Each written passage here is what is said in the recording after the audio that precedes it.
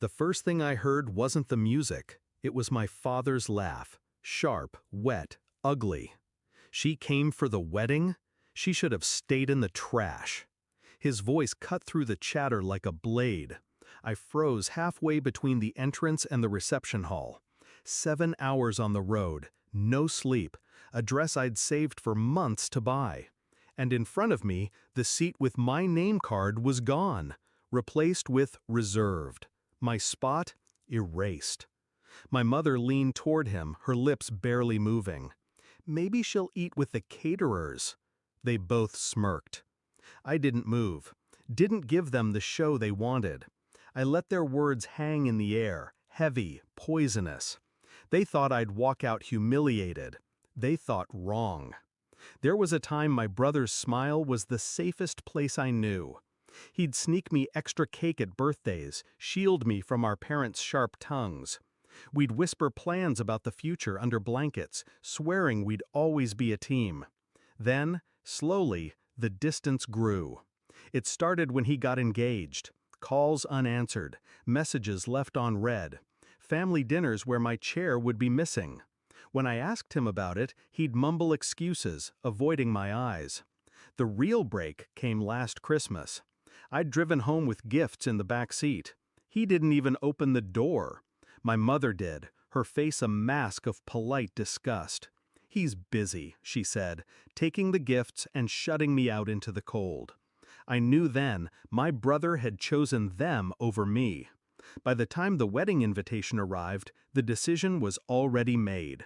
I would go. Not to reconcile, not to be accepted, but to end it.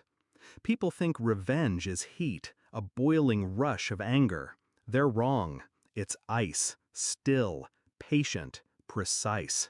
I spent weeks preparing. A phone call to an old friend who worked at the hotel's accounting desk. A discreet conversation with the venue's coordinator. Legal documents drawn up quietly, without a ripple. I made sure every move was invisible until it mattered. Back in the reception hall, I smiled. Walked right past the reserved table, straight to the head table. The photographer froze. My brother blinked at me like he was seeing a ghost. "Congratulations," I said, placing a neatly wrapped box in front of him.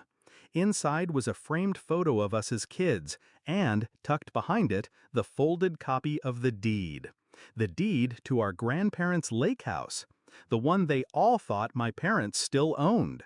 I had bought it, weeks ago, in cash. The venue coordinator appeared beside me, holding a clipboard. "Excuse me, could the parents of the groom please step outside to discuss payment issues?" Their confusion was delicious.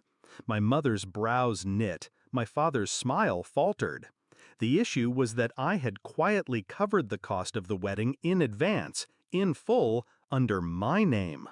The contract stated that if any guest was removed without my consent, the payment was void, and my consent was conditional. They followed her out, hissing questions. The moment the door closed, I leaned in toward my brother. "You let them erase me," I said quietly. "Now I'm erasing them." His hands trembled. "What are you talking about?" "They won't be back. I've had security briefed. Tonight, they'll watch the wedding from the parking lot." He looked toward the doors. I almost felt sorry for him. Almost.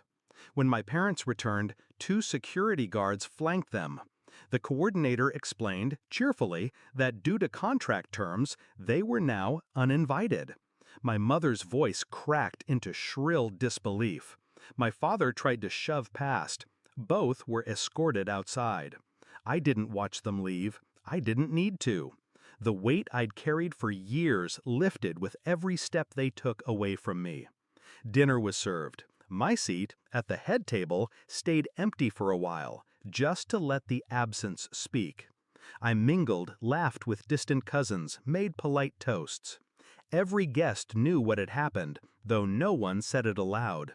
By the time I finally sat down, my brother was still staring at the empty space where our parents should have been. "You could have told me," he murmured. "I could have," I said, "but you wouldn't have listened." At the end of the night, I slipped away. I didn't wait for cake, didn't linger for photos. I had already made my mark.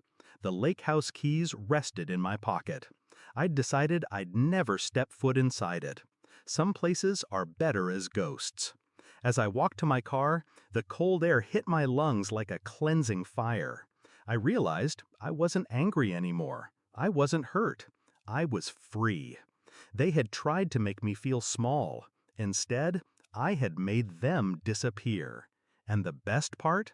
They never saw it coming.